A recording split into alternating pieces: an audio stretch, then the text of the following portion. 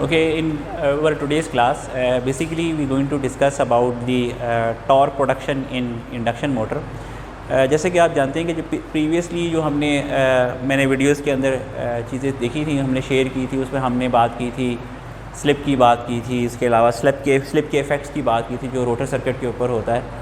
आज जो सबसे इम्पॉर्टेंट पैरामीटर हम डिस्कस करने जा रहे हैं वो बेसिकली टॉर्क है, और torque is the root cause के कोई भी मोटर जो है वो चलती है या ड्राइव होती है या किसी लोड को ड्राइव करती है। पहली बात तो ये है कि आपको ये चीज़ पता होनी चाहिए कि जो मोटर्स होती हैं they are use for basically converting electrical power to mechanical power, और मैकेनिकल पावर जो है वो बेसिकली कंसिस्ट करती है दो चीज़ों पे, जो शाफ्ट के ऊपर आपको स्पीड अवेलेबल हो रही होती है और जो टॉर्क अवेलेबल हो रही होती है, और उनका प्रोडक्ट जो है वो आपको मैकेनिकल पावर प्रोवाइड करता है। तो टॉर्क जो है वो बहुत इम्पॉर्टेंट है।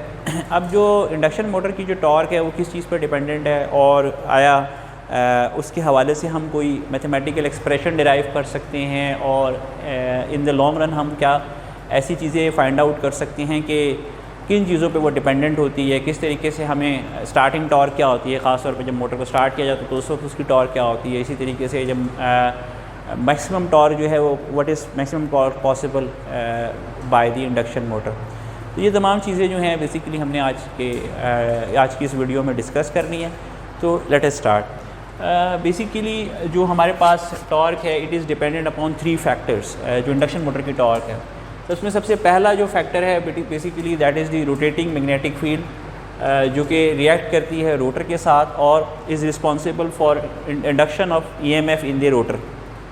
तो हम सबको पता ही है कि जो इंडक्शन मोटर का रोटर होता है इट्स नॉर्मली अगर हम कंसिडर करते हैं स्क्वेरल केज रोटर को, तो वो it is shorted upon itself, यानी कि वो पूरा शॉर्ट हुआ होता है, हमें सिर्फ किसी इंड्यूस EMF करानी पड़ती है। जब इंड्यूस EMF होगी तो obviously there will be current and further चीज़ें जो हैं वो उसके साथ होंगी। तो सबसे इंपॉर्टेंट जो फैक्टर जो इंडक्शन ऑफ रोटर के हवाले से होता है, इंट्रोडक्शन ऑफ टॉर्क के हवाले से होता है, वो ये होता है कि आपके पास कोई फ्लक्स होना चाहिए, रोटेटिंग मैग्नेटिक फील्ड होनी चाहिए, जो फ्लक्स जो होता है मेन फ्लक्स होता है।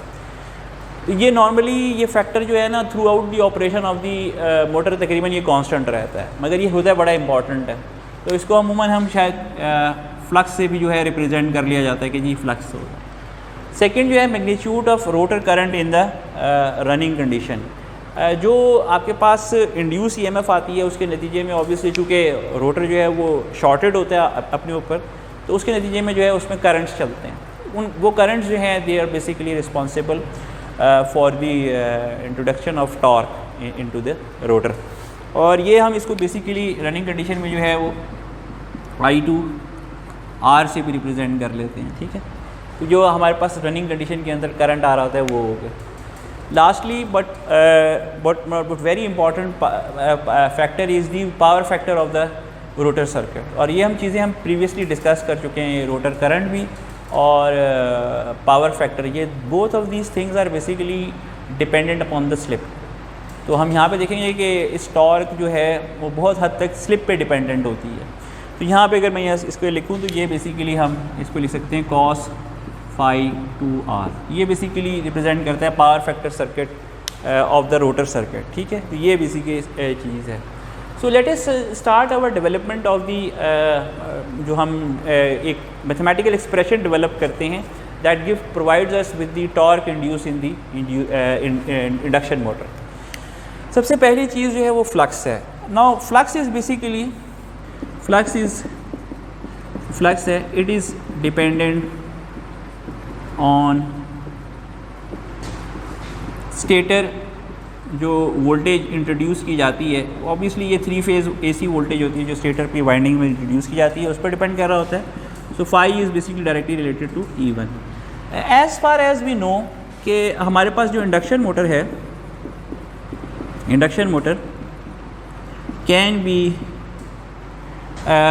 Taken as transformer.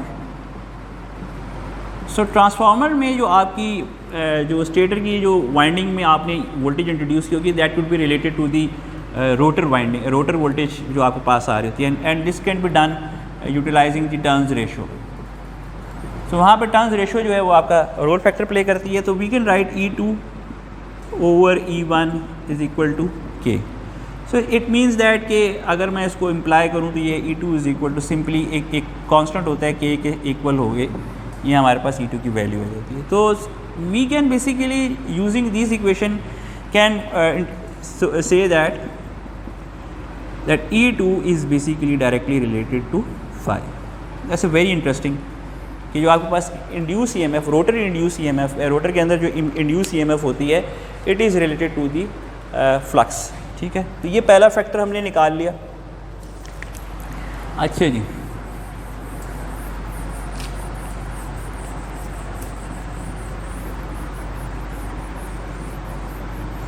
तो पहला फैक्टर जो है हमारे पास फ्लक्स आ गया, जो रिलेट कर रहा है रोटर इंड्यूस EMF के साथ।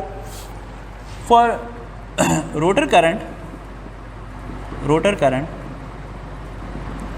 अगर हम उसको देखें, we can write I2R is equal to E2R over Z2R।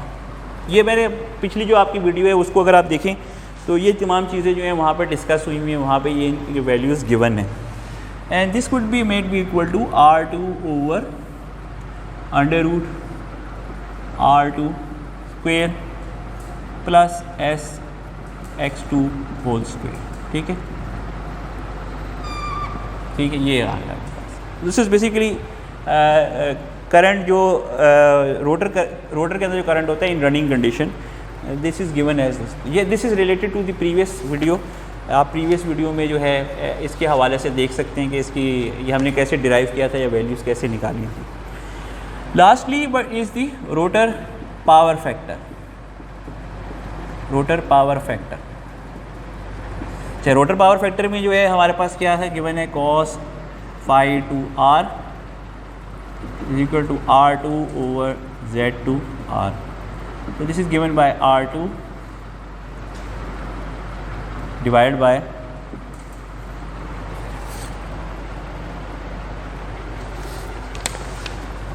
Sorry ये जो होगा ये E2 होगा,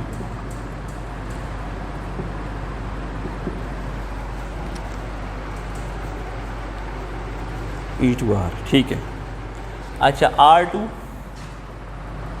R2 square plus SX2 whole square. So these basically expressions have been derived in my last videos. आप वीडियोस में जाके ये देख सकते हैं कि ये कहाँ से आ रहे हैं, ये क्या सही। अच्छा, अब इनकी जो वैल्यूज़ हैं, मैंने सबसे पहले जो हमने फाइंड आउट किया था वो ये किया था कि E2 जो है वो डायरेक्टली प्रोपोर्शनल हो जाता है फ्लक्स के साथ।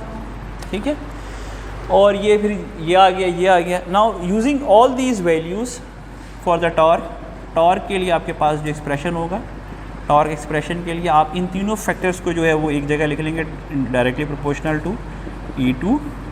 नेक्स्ट ये जो E2R होती है, E2R is equal to SE2।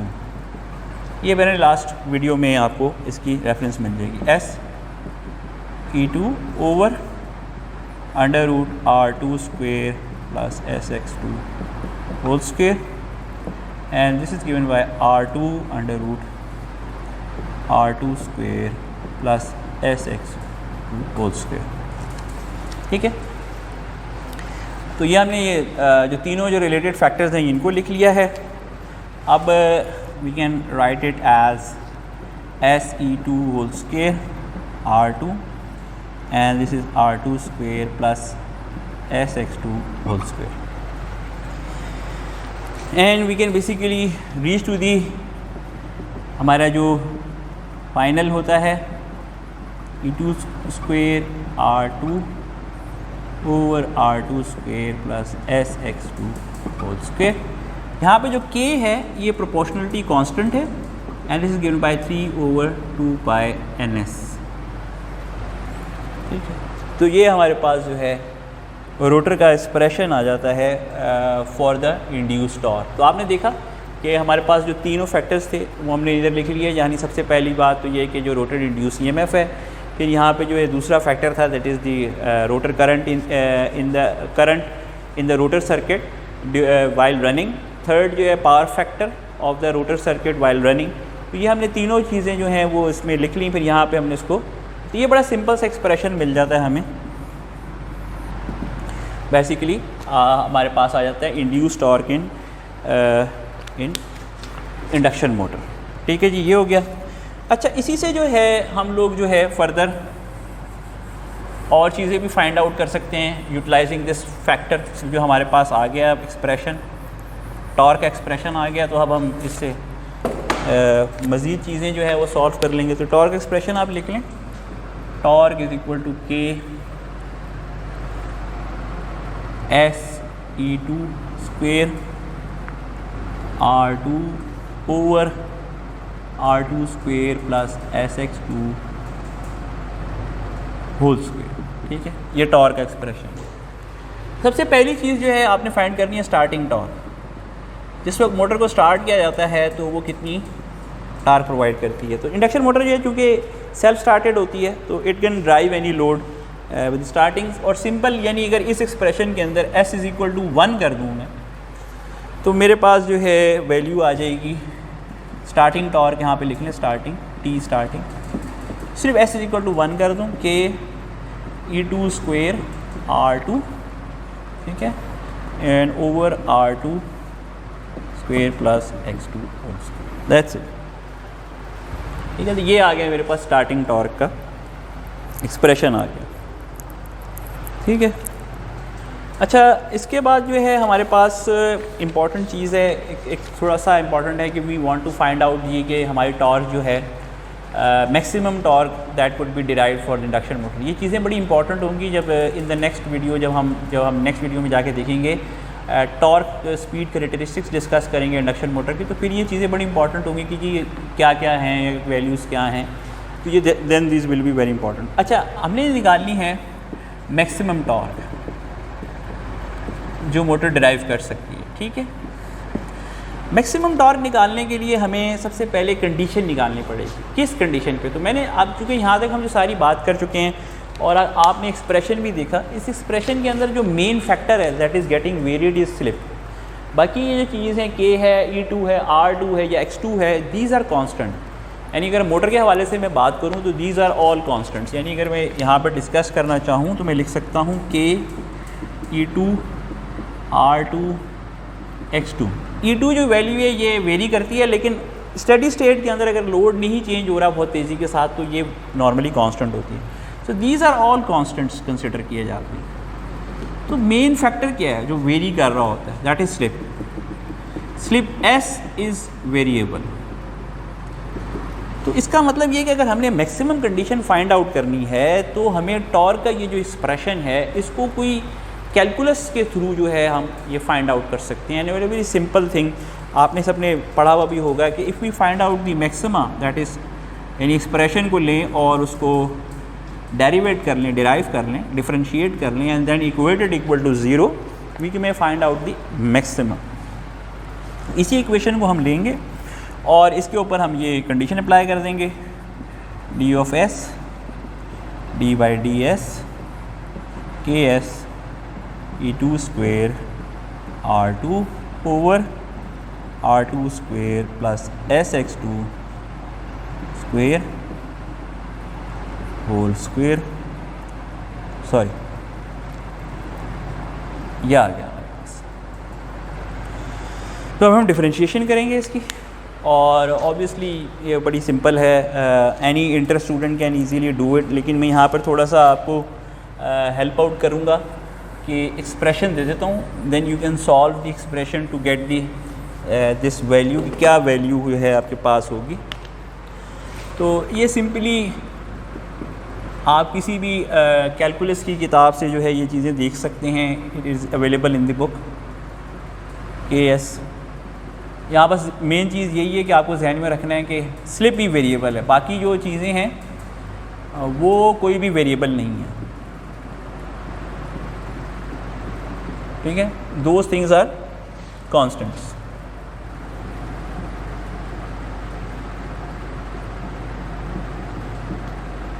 ठीक हो गया बात।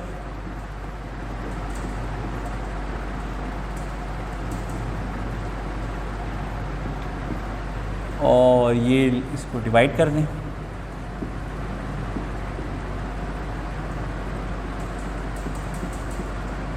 दिस इज इक्वल टू 0, इसको इक्वल 0 से कर दें। और अगर मैं इसको सॉल्व करूं, so I may end up with K S square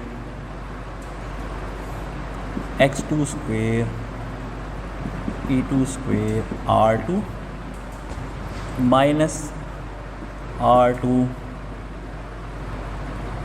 के e2 square r2 minus K S square x2 square e2 r2 is equal to 0। तो ये दो टर्म्स जो हैं दे आर सेम, तो they get separated and eventually we will get K S square x2 square e2 square r2 is equal to r2 K e2 square r2। ठीक है। अच्छा, अगर हम इसको सॉल्व करें तो हमारे पास जो है we will get end up with s square x2 square is equal to r2 square. ठीक है, r2 स्क्वेयर आ जाएगा हमारे पास, एंड इसको हम सॉल्व करें तो हमारे पास आ जाएगा r2 स्क्वेयर दिस इज, और दिस में imply s is equal to r2 over x2। सो ये कंडीशन है स्लिप की। At this value of slip, अगर आप ये स्लिप की वैल्यू कैलकुलेट करें तो you will get the maximum torque. तो ये बड़ा जो है ये कंडीशन आपके पास आ जाती है r2 is equal to x2 divide by r2 divide by x2। इसी चीज़ को, ये जो आपने कंडीशन फाइंड आउट की है, इसको अगर हम जो टॉर्क का ओरिजिनल एक्सप्रेशन था उसके अंदर रिप्लेस कर दें, क्योंकि एक्सप्रेशन क्या था, torque is equal to K S e2 square r2 over r2 square plus s x2 whole square. तो मैं अगर इस वैल्यू को, जो स्लिप की स्पीड की स्लिप की ये वाली वैल्यू अगर मैं इसमें इस पर रिप्लेस कर दूं तो I will get TFM K r2 over x2 e2 square r2 over r2 square plus r2 square over x2 into x2 by square. तो दिस गेट्स कैंसिल। ठीक है, और इसको कैंसिल करने के बाद जो है हमारे पास जो वैल्यू बनेगी विल बी गेटिंग हैव के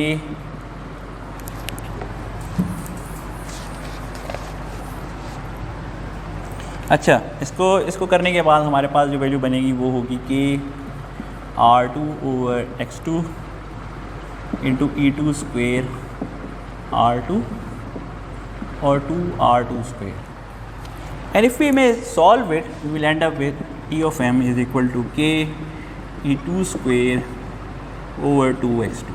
So that is the maximum torque which may get from the induction motor. और ये चीज़ें बड़ी अहम हो जाएंगी, ये दोनों एक्सप्रेशंस आप देखिएगा जब ये रिलेट करेंगे हम torque speed characteristics of the induction motor. Interesting, very interesting है, इसलिए है कि अगर हम यहाँ पर देखें तो जो मैक्सिमम टॉर्क है वो डिपेंड किन चीज़ों पे कर रही है। पहली चीज़ तो जो है वो है आपके पास रोटर रिएक्टेंस, और इन्वर्सली रिलेटेड है, inversely proportional to rotor reactance. Inversely proportional का मतलब ये होगा कि अगर रोटर रिएक्टेंस इंक्रीज़ करती है तो मैक्सिमम टॉर्क आपकी डिक्रीज़ करने लगेगी। अगर आप रोटर रिएक्टेंस जो है वो इंक्रीज़ करेंगे तो रोटर रिएक्टेंस जो है वो इंक्रीज़ करती है तो आपकी जो इंड्यूस टॉर्क है वो इंक्रीज़ करने लगेगी, और अगर आपकी रोटर रिएक्टेंस डिक्रीज़ करती है तो रोटर जो आपकी टॉर्क है वो बढ़ना शुरू हो जाएगी। तो ये इन्वर्सली प्रोपोर्शनल है देयर। इसके साथ है आपके पास इंड्यूस ईएमएफ, ये जो आपके पास हो रही है इंड्यूस ईएमएफ इन रोटर से डायरेक्टली प्रोपोर्शनल है, डायरेक्टली प्रोपोर्शनल हो गई। ठीक है, कि आपके पास जो टॉर्क होगी वो तो यह हम यहाँ पे आपको देखिए, बड़ी इंटरेस्टिंग बात यह है कि आपकी जो मैक्सिमम टॉर्क है it is not dependent upon with the help of this we can on the resistance of the rotor circuit के ऊपर जो है डिपेंड नहीं करती। इंस्टेड ये इन दो चीज़ों पे डिपेंड कर रही है। One is the rotor reactance and other is the induced EMF in the rotor circuit. तो आज आपने देखा कि इस वीडियो में हमने बेसिकली एक्सप्रेशन डिराइव किया रोटर के सर्किट टॉर्क के हवाले से। टॉर्क जो प्रोड्यूस होती है इंडक्शन मोटर के अंदर, उसके हवाले से हमने एक्सप्रेशन डिराइव किया। सेकंड, हमने उससे स्टार्टिंग टॉर्क फाइंड आउट की। थर्ड, हमने उससे मैक्सिमम टॉर्क फाइंड आउट की। सो आने वाली वीडियोस में हम इन्हीं चीज़ों को यूटिलाइज़ करते हुए we will try to find out about the torque speed characteristics of the induction motor. Thank you.